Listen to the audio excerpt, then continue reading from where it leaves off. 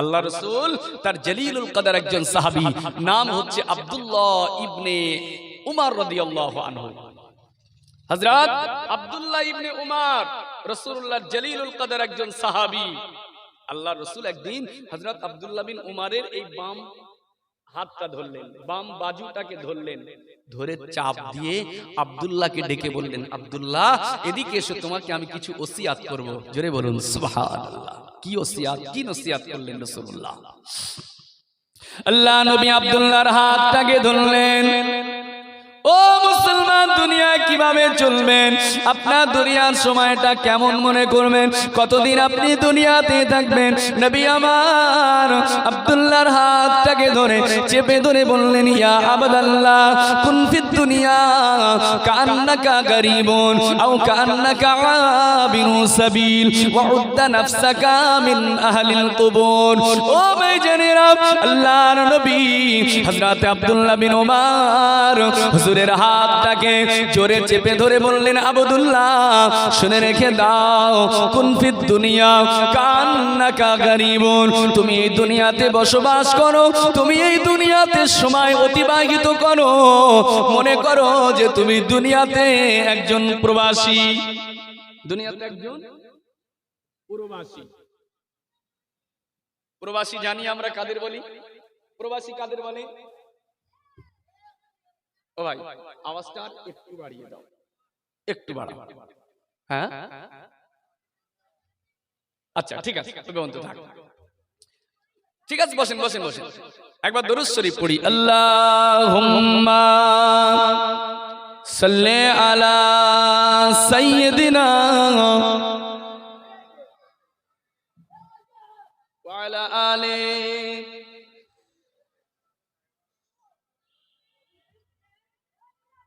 আল্লাহুম্মা সাল্লি আলা সাইয়্যিদিনা ওয়া আলা আলি সাইয়্যিদিনা। আমার ভাইরা, তো প্রবাসী কাদের বলা হয় বুঝতে হবে। এটা প্রবাসী তাদের বলা হয় যারা নিজ দেশ ছেড়ে অন্য দেশে গিয়ে থাকে, তারা হচ্ছে প্রবাসী। আমাদের দেশের ছেলেরা কাতার থাকে, কুয়েত থাকে, জাপান, জার্মান, ইরাক, ইরান থাকে না, বাইরে কাজের সন্ধানে থাকে, তারা হচ্ছে ওই দেশের প্রবাসী। আবার অন্য দেশের মানুষরাও তারা আমাদের দেশে এসে থাকে না, থাকে, তারা হচ্ছে আমাদের দেশে প্রবাসী। নবীজি বলছে, তোমরা আব্দুল্লাহ তুমি দুনিয়াতে বাস করো যেন তুমি একজন প্রবাসী। শুধু আব্দুল্লাহর কথা নয়, ওটা আমাদের সবার জন্য। দুনিয়াতে বাস করো যেন তুমি একজন প্রবাসী। আচ্ছা, একজন প্রবাসী বিদেশে গিয়ে কতদিন থাকে বুঝতে হবে না? কতদিন থাকে? খুব জোর সেখানে গিয়ে থাকবে, সে যতটা ভিসা পেয়েছে ততটা, মানে যতদিন তার ভিসা দেওয়া হয়েছে সেই পর্যন্তই থাকবে। তার একদিন পার হলে খবর খারাপ আছে, তাকে ভিসার ভিতরে ফিরে চলে আসতে হবে। এখন সৌদি আরবের জন্য এখন ভিসা আমি যতটুকু জানি 5 বছরের বেশি ভিসা নেই। আচ্ছা, একটা ছেলে তাহলে বিদেশে গিয়ে থাকলে সে থাকতে পারবে? সৌদিতে যদি গিয়ে থাকে সর্বোচ্চ 5 বছর, তার মধ্যে ওকে ঘরে চলে আসতে হবে। এবার বলেন, ওই ছেলেটাকে যে বিদেশে গিয়ে থাকছে, ও কি এমনি থাকছে বিদেশে? কি জন্য? অর্থ রোজগারের জন্য, তো টাকা পয়সা রোজগারের জন্য। একটু টাকা, দেশে কাজ নেই, বিদেশে গিয়ে টাকা পয়সা রোজগার করে বাড়িতে এসে সুন্দর করে একটা ঘর করবে, একটা ব্যবসা করবে, বিবি বাচ্চার মুখে আহার দেওয়ার জন্য সে বিদেশে গিয়ে পড়ে রয়েছে। আচ্ছা বলেন, ওই ছেলেটা যতক্ষণ বিদেশে গিয়ে থাকে তার মনটা, পুরো মনটা কি ওখানে থাকে? কোথায় থাকে? তার মন ঘরের দিকে থাকে। ঘরেতে তার বিবি আছে, বাচ্চা আছে, আব্বা আছে, মা আছে, ভাই আছে, ভগ্নী আছে, গ্রামবাসী আছে, তাদের মোহাব্বত অন্তরে নেই, তার মনটা থাকে বাড়ির দিকে। জোরে বলুন সুবহানাল্লাহ। সুন্দর করে বোঝেন রাসূলুল্লাহ কি সুন্দর করে বোঝালেন। ও আমার উম্মত, তুমি মনে রাখো যেন তুমি দুনিয়াতে একজন প্রবাসী, একটা প্রবাসী সে যেমন বিদেশে যায় খামোকায় গিয়ে থাকে না, অর্থ রোজগারের জন্য থাকে, সে তার বিদেশে গিয়ে কাজ করে বিবি বাচ্চার মুখে আরামের আহারটা তুলে দেওয়ার জন্য, সন্তান সন্ততির আরামের জন্য, আব্বা মাকে খুশি করার জন্য, বাড়িতে একটা সুন্দর ঘর বানানোর জন্য, ব্যবসার জন্য, পুঁজি সঞ্চয়ের জন্য বাইরে গিয়ে থাকে। ও মুসলমান, সে যেমন বিদেশে থাকে তার মনটা থাকে বাড়ির দিকে। উম্মত শুনে রেখে দাও, ও উম্মত, তুমি ঠিক ওই প্রবাসীর মতোই থাকো। ঠিক পরের এবারাতে আবার চলেন ব্যাখ্যা একসঙ্গে দিয়ে দেব। আল্লাহ নবী এরপরে বললেন, আও কান্নাকা আবিরু সাবিল, ও আমার উম্মত, অথবা তুমি দুনিয়াতে বসবাস করো জানো তুমি একজন পথচারী মুসাফির। কথা বুঝতে পারলেন? কথা বুঝতে পারলেন? আগে বলেছে দুনিয়ায় থাকো তুমি একজন কি প্রবাসীর মতো, এবারে নবী বলছে তুমি দুনিয়াতে বাস করো যেন তুমি একজন পথচারী মুসাফির। এখান থেকে একটা মাসলা আপনাকে শিখিয়ে তারপর এগিয়ে যাব। আচ্ছা বলেন, একজন ব্যক্তি মুসাফির কতদিন মুসাফির থাকে? মুসাফিরের সবচেয়ে ঊর্ধ্ব সময়সীমা কতদিন? এটা জানতে হবে আপনাকে, সবার জন্য মাসলাটা জানা জরুরি, সেই জন্য আমি বলে যাচ্ছি। একজন মুসাফিরের সর্বোচ্চ সময়সীমা কতদিন? একজন বলেন দেখি, অন্তত দেখি এর মধ্যে কারো জানা আছে কি?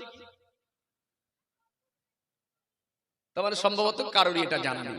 তাহলে জানার প্রয়োজন আছে তো নাকি? শুধু ওয়াজ না, কিছু জিনিস শিখতে হবে। তাহলে মুসাফিরের সর্বোচ্চ সময়সীমা হচ্ছে 15 দিন। শিখে রাখেন, কতদিন? 15 দিন। এবার বলেন, মুসাফির কখন হয়? একটা ব্যক্তি যখন তার নিজের এরিয়া ছেড়ে, নিজের জায়গা থেকে, নিজের বাসভূমি থেকে যখন সে 48 মাইল অর্থাৎ 73 কিলোমিটারের মতো হবে, 73-74 কিলোমিটার যখন নিজের বাড়ি থেকে অতিক্রম করে চলে যায়, ব্যক্তিটি হয় মুসাফির। আর মুসাফিরের ঊর্ধ্ব সময়সীমা 15 দিন। এবারে বলেন, মুসাফির যদি বাড়ি থেকে নিয়াত করে যায় যে আমি ওই জায়গাতে গিয়ে, এখান থেকে মেদিনীপুর ধরেন 150 কিলোমিটার রাস্তা, ওখানে গিয়ে আমি 15 দিন পর্যন্ত থাকবো, তাহলে ব্যক্তিটা হবে মুসাফির। ঘর থেকে বার হয়ে গেল মুসাফির হালাতে। ওখানে গিয়ে 15 দিন পার হয়ে 16 দিন যখন পড়ে যাবে আর মুসাফির থাকবে না, কি হবে? সে মুকিম হয়ে যাবে, বাড়ি অবস্থানকারীর মতো হয়ে যাবে, সে মুকিম। আবার যদি কেউ বাড়ি থেকে নিয়াত করে যায় যে আমি ওখানে গিয়ে 1 মাস থাকবো, ও মুসাফির হবে না, ও মুকিম হালাতেই যাবে। অতএব মুসাফিরের ঊর্ধ্ব সময়সীমা হচ্ছে কতদিন? 15 দিন। সে গিয়ে 15 দিন পার হলেই সে মুকিম হয়ে যাবে। এবার শোনেন, মুসাফিরের নামাজেরও একটা নিয়ম আলাদা আছে। মুসাফিরের নামাজের নিয়মটাও আলাদা। কেমন? আমরা জোহরের ফরজ নামাজ পড়ি কয় রাকাত? 4 রাকাত। আসরের ফরজ নামাজ 4 রাকাত। মাগরিবের ফরজ নামাজ 3 রাকাত। এশার ফরজ নামাজ 4 রাকাত। ফজরের ফরজ নামাজ 2 রাকাত। আচ্ছা বলেন, যদি কেউ মুসাফির হয়ে যায়, সে জোহরের 4 রাকাত ফরজ নামাজ পড়বে কয় রাকাত? 2 রাকাত। শিখে নেন। তাহলে মুসাফির ব্যক্তি যখন হবে, জোহরের ফরজ 4 রাকাত নামাজটা পড়বে 2 রাকাত। যদি সে 4 রাকাত পড়ে কি হবে বলেন দিন? আপনারা শুনছেন? যদি 4 রাকাত পড়ে হবে নামাজ মুসাফির। তার ফরজ নামাজ 4 রাকাত, যদি মুসাফির হালাতে 4 রাকাতই পড়ে, ওর নামাজ হবে না, ওকে পড়তে হবে কয় রাকাত? 2 রাকাত। আমি গিয়ে যদি মেদিনীপুরের মসজিদে ইমামতি করি, নামাজ পড়াচ্ছি, নামাজ পড়াতে পড়াতে আমার 2 রাকাত হয়ে গেছে পড়া, আমি যদি ফের নামাজ পড়ি, আমার নামাজ হবে না। আমাকে 2 রাকাত পড়ে ইমামতি করতে করতে এই 2 রাকাত হয়ে যাবে, সালাম ফিরিয়ে দিয়ে আমাকে চলে আসতে হবে। কথা বুঝলে না? 4 রাকাত নামাজের ইমাম হয়ে দাঁড়াচ্ছি, আমাকে 2 রাকাত পড়া হয়ে যাবে, সালাম ফিরিয়ে উঠে আসতে হবে, অন্য কেউ গিয়ে 2 রাকাত আবার পুরো করবে। এই হচ্ছে। এবারে আপনি যদি সেখানে গিয়ে মুকিম ইমামের পিছনে ইক্তেদা করেন, তাহলে তার পিছনে পড়েই 4 রাকাত পড়বেন।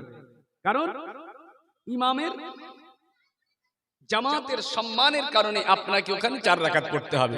যদি সেখানে ইমামের পিছনে ইক্তেদা করেন তাহলে পড়বেন 4 রাকাতই পড়বেন। কিন্তু নিজে গিয়ে ইমামতি করলে 2 রাকাতই পড়তে হবে। একা একই নামাজ পড়লে 2 রাকাতই পড়তে হবে, তার বেশি পড়লে হবে না। অতএব জোহরের 4 রাকাত নামাজ মুসাফির পড়বে 2 রাকাত, আসরের 4 রাকাত ফরজ মুসাফির পড়বে 2 রাকাত, মাগরিবের 3 রাকাত ফরজ মুসাফির ক রাকাত পড়বে? না, এটা আবার শেখানোর বিষয়। মাগরিবের 3 রাকাত ফরজ আর 2 রাকাত হবে না, ওটা 3 রাকাতই পড়বে।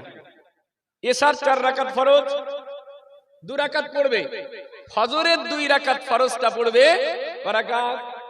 2 রাকাত। তাহলে 4 রাকাত বিশিষ্ট ফরজ নামাজগুলো মুসাফির পড়বে 2 রাকাত করে। 3 রাকাত ফরজটা পড়বে 3 রাকাত, 2 রাকাত ফরজটা পড়বে 2 রাকাতই। অতএব মুসাফিরের নামাজের নিয়মটা আলাদা, এটা শিখিয়ে দিলাম। এবারে মূল আলোচনায় চলে আসেন। কোথায় ছিলাম? দুনিয়ায় আমি কিভাবে থাকবো, দুনিয়ার সময়টা আমার কেমন হবে, কেমন মনে করব।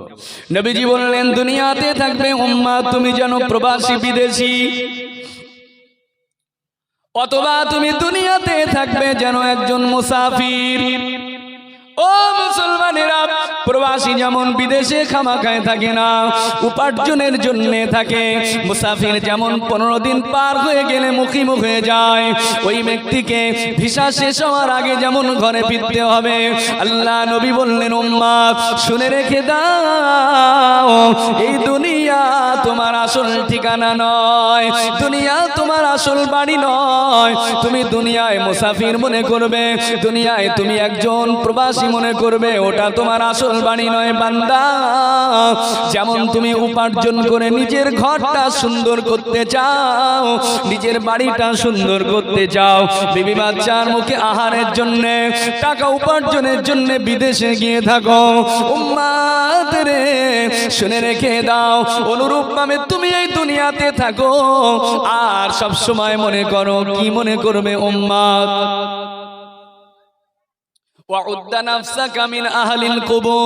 থাকবে তুমি দুনিয়ায় আর নিজের অন্তরে অন্তরে সব সময় কল্পনা করবে, না না না, আমি দুনিয়াবাসী নয়, আমার আসল ঠিকানা দুনিয়া নয়, বরং প্রকৃতপক্ষে আমি হলাম একজন কবরবাসী। জনে বলুন সুবহানাল্লাহ। যদি অন্তরে এই থাকে যে দুনিয়া আমার আসল নয়, আমি কবরবাসী, আমাকে কবরে যেতে হবে, গুনাহ করতে পারবো না, এই চিন্তা তো নাই।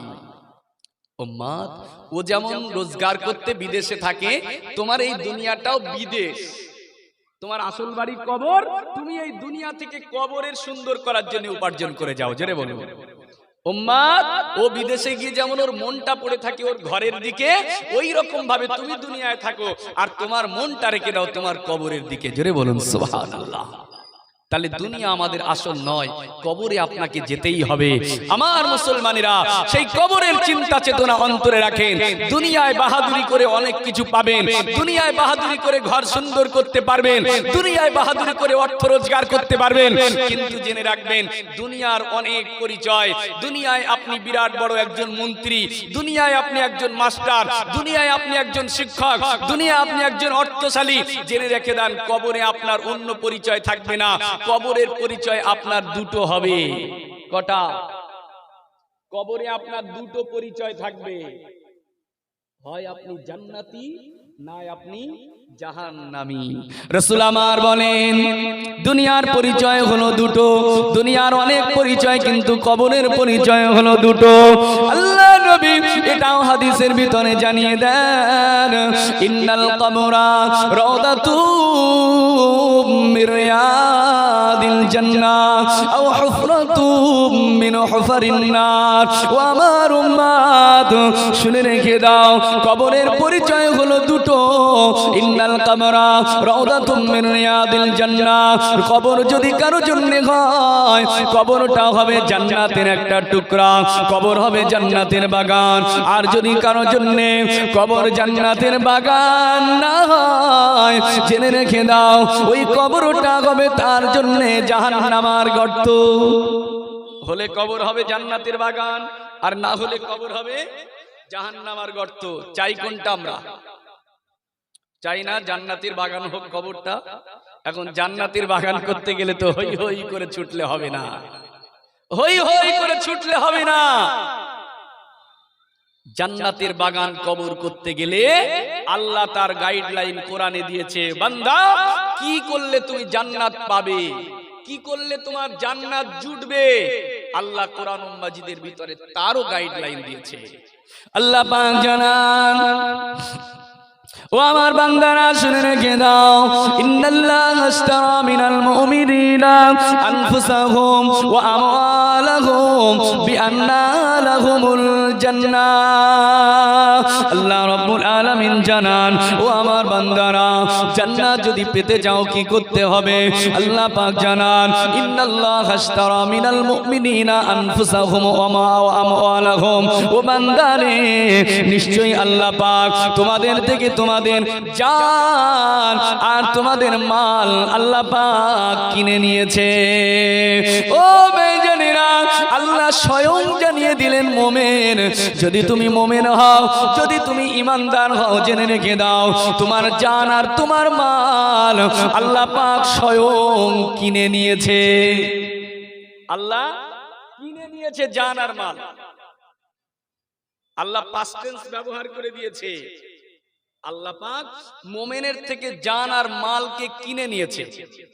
আপনি যদি মোমেন বলে দাবি করেন যে আমি মোমেন, আমি ইমানদার, তাহলে আপনাকে বলতেই হবে যে আমার জান আমার মাল বিক্রি হয়ে গেছে, বিক্রি হয়ে গেছে।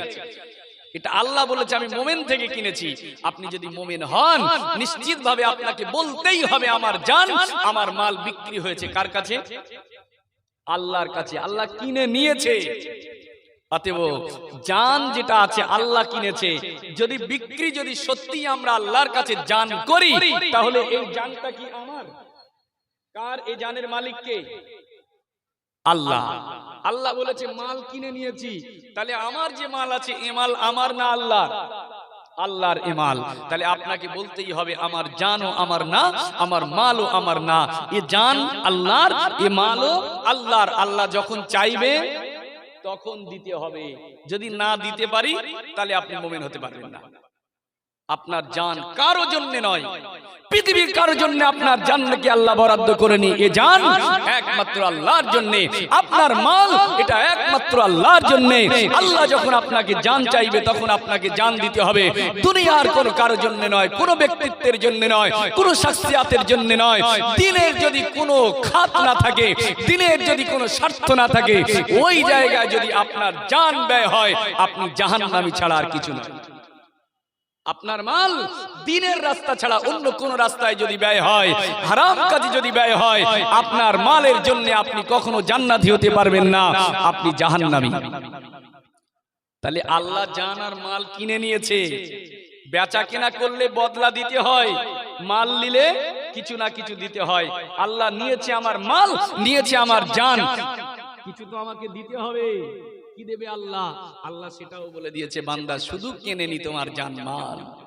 বান্দা তুমি যদি তোমার জান আর তোমার মালকে সত্যি সত্যি আমি আল্লাহ আমার রাস্তায় ব্যয় করতে পারো, আমি আল্লাহ জানিয়ে দিলাম বান্দা বিনিময় স্বরূপ আমি আল্লাহ দেব বিআন্না লাহুমুল জান্নাহ। তোমার জান আর মালটা যদি আমি আল্লাহ আমার রাস্তায় ব্যয় করতে পারো, তোমার জন্য রেখে দিয়েছি আমি আল্লাহ আমার দয়ার জান্নাত। আর একবার জনে বলুন সুবহানাল্লাহ। মুসলমানের ছেলেরা, তাহলে দুনিয়ার পরিচয় একটু দিলাম, কবরের পরিচয়। এবারে কিয়ামতের ময়দান, বিচারের সামনে দাঁড়াতে হবে না। কি বলছেন বাবু? সমস্যা হচ্ছে না তো কিছু? আমার ভাইরা, আমি সংক্ষেপে আয়াতের ব্যাখ্যাটা দিয়ে যাচ্ছি। তাহলে স্তর যে আল্লাহ আমাদের সৃষ্টি করেছে, সৃষ্টি প্রক্রিয়ার বয়ান একটু দিলাম, দুনিয়ায় পাঠিয়েছে দুনিয়ার পরিচয় একটু দিলাম, কবরে যেতে হবে কবরের পরিচয় একটু দিলাম। সংক্ষেপে এবার একটু কিয়ামতের পরিচয় একটু দিয়ে দিই, আয়াতের ব্যাখ্যাটা পরিপূর্ণ হয়ে যাক। আসুন, কিয়ামতের ময়দানে আপনাকে মৃত্যুর পরে আবার উঠতে হবে। তাহলে এই ধারাবাহিকতায় পুরোটা হচ্ছে আপনার ঈমানের পরিচয়। বিশ্বাস করে নেওয়ার নাম ঈমান। আর ঈমান যদি সত্যি আমরা ঈমান এনে থাকি, কবরের চিন্তা করব, কিয়ামতের চিন্তাও করব। আসুন কিয়ামতের ময়দানের পরিচয়। কিয়ামতের ময়দান আমাদের কি হবে? সেদিনে আপনার কেউ থাকবে না। দুনিয়া আপনার সাহায্যকারী অনেক, বন্ধু বান্ধব অনেক, আব্বা আছে সাহায্যকারী, মা আছে সাহায্যকারী, ভাই ভগ্নী আছে সাহায্যকারী, বন্ধু বান্ধব আছে সাহায্যকারী। কিয়ামতের ময়দানে আপনার সাহায্যকারী কেউ নাই, থাকবে একজন সাহায্য করার জন্য প্রাণপণ চেষ্টা করবে, তিনি হচ্ছে রহমতুল লিল আলামিন মুহাম্মাদুর রাসূলুল্লাহ। জোরে বলুন সুবহানাল্লাহ। আর কেউ না। কিয়ামতের ময়দানে কঠিন বিচারের দিনে, কত কঠিন দিনটা সেদিনের চিন্তা মুমিন আপনার অন্তরে রাখতে হবে। ময়দানে মাশারে আজকে আকাশের সূর্য কত দূরে, একটা মাত্র সূর্যের মুখ খোলা আছে, তার তাপে গ্রীষ্মের প্রখর রৌদ্রে যখন মানুষ আধ ঘন্টা যদি রৌদ্রের সামনে দাঁড়িয়ে থাকে, ওই মানুষের অবস্থাটা কি হয়? কিয়ামতের ময়দানে আকাশের সূর্য মাথার উপরে চলে আসবে, সূর্যের আরো 11টা মুখ খুলে দেওয়া হবে, সূর্যের 12টা মুখ খুলে দেওয়া হবে। আল্লাহর নবী আমার জানান, ওই কঠিন দিনে আকাশের সূর্য মাথার উপরে চলে আসবে। ময়দানে মাশারে কঠিন দিনে সূর্যের তাপে মাথার ঘেনুগুলো টকবক টকবক টকবক করে ফুটতে থাকবে। ও ভাইজানেরা, সেদিনে আপনার আব্বা আপনার পা দিয়ে চলে যাবে, আব্বা আপনাকে চিনতে পারবে না, না চেনার ভান করে চলে যাবে। মা আপনার পা দিয়ে চলে যাবে, সন্তান বলে একবার তাকিয়ে দেখবে না। সন্তান সন্ততি আপনার পা দিয়ে চলে যাবে, আব্বা মা বলে একবার তাকিয়ে দেখবে না। বন্ধু বান্ধব চলে যাবে, আপনার কাছে পরিচয় দিতে যাবে না। ওই কঠিন দিনে ময়দানে মাশারে যেদিনে সূর্যের তাপে মাথার ঘেনুটা ফুটতে থাকবে, ওই দিনেতে একমাত্র আল্লাহ পাকের আরশে আজিমের ছায়া ছাড়া আর কোনো ছায়া সেদিনে থাকবে না। ওই কঠিন দিনে ময়দানে মাশারে মানুষেরা পানি পিপাসায় চিৎকার করতে থাকবে, পানি পানি পানি পানি করে চিৎকার করবে। ওই দিনে একমাত্র আমার আপনার নবী, নূর নবী, দয়ার নবী, রহমাতুল লিল আলামিন নবী হুজুরের কাছে হাউজে কাউসারের পানি ছাড়া আর কোনো পানি সেদিনে থাকবে না। ও মুসলমান, কিয়ামতের ময়দানে আল্লাহর নবীর হাত থেকে হাউজে কাউসারের পানি আমরা চাই কি চাই না? ময়দানে মাশারে আল্লাহ পাকের আরশে আজিমের ছায়া আমরা চাই কি চাই না?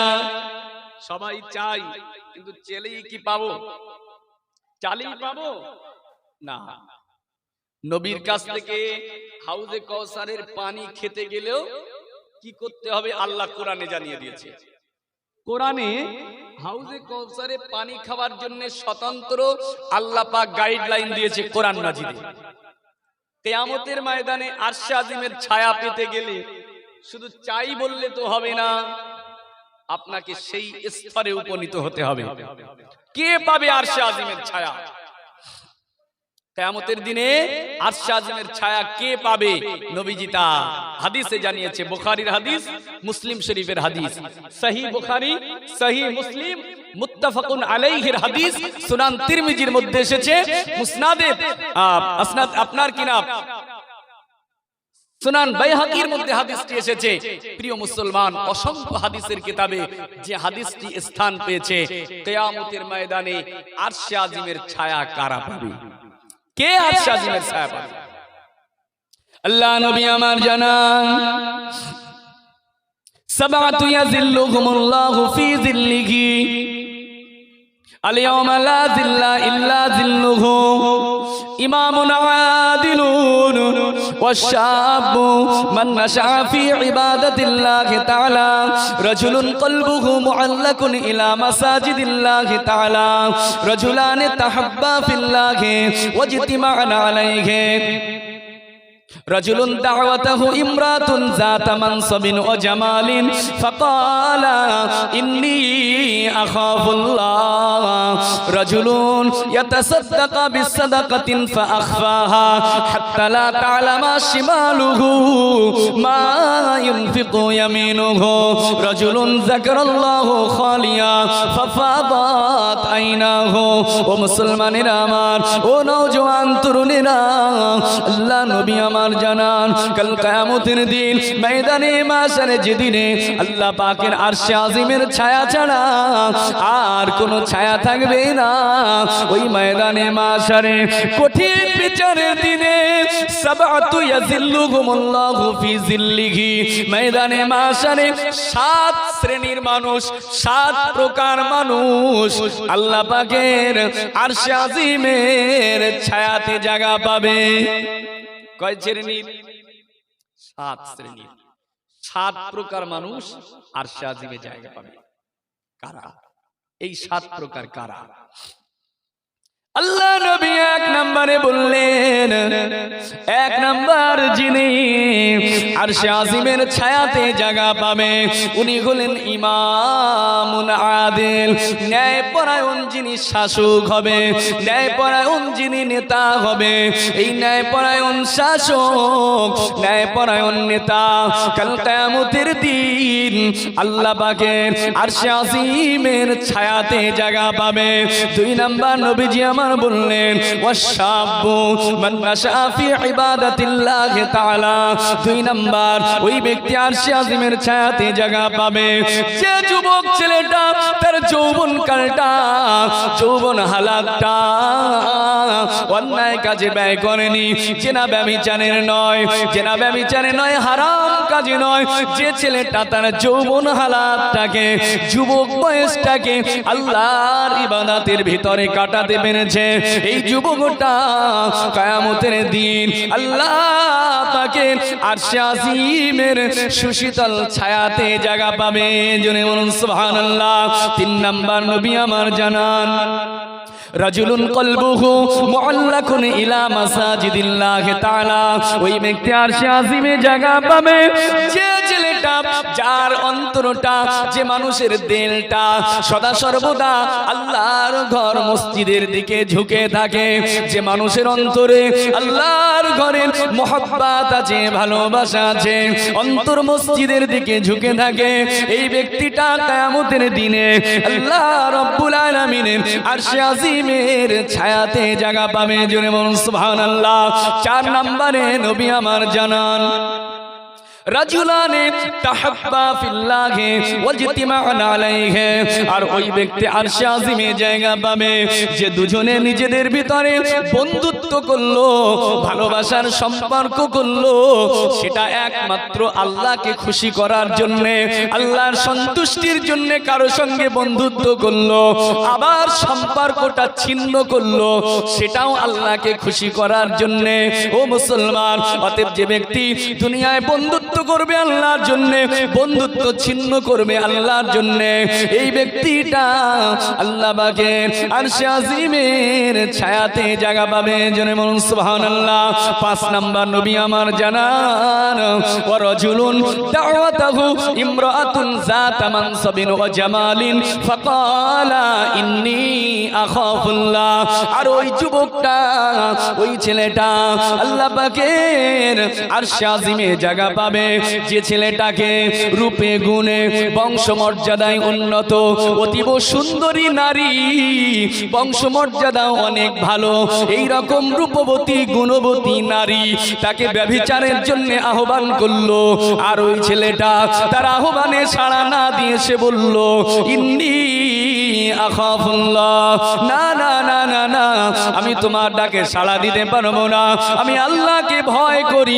এই বলে যদি জেনা ব্যভিচার থেকে ফিরে আসতে পারে এই যুবকটা কিয়ামতের দিন আল্লাহ পাকের আরশে আজিমের ছায়াতে জায়গা পাবে। জোরে বলুন সুবহানাল্লাহ। 6 নম্বরে নবীজি আমার বলেন, রাজুলুন ইয়াতাসাদ্দাকু বিসাদাকাতিন ফাআখফাহা হাত্তা লা তা'লামা শিমালুহু মা ইউনফিকু ইয়ামিনুহু।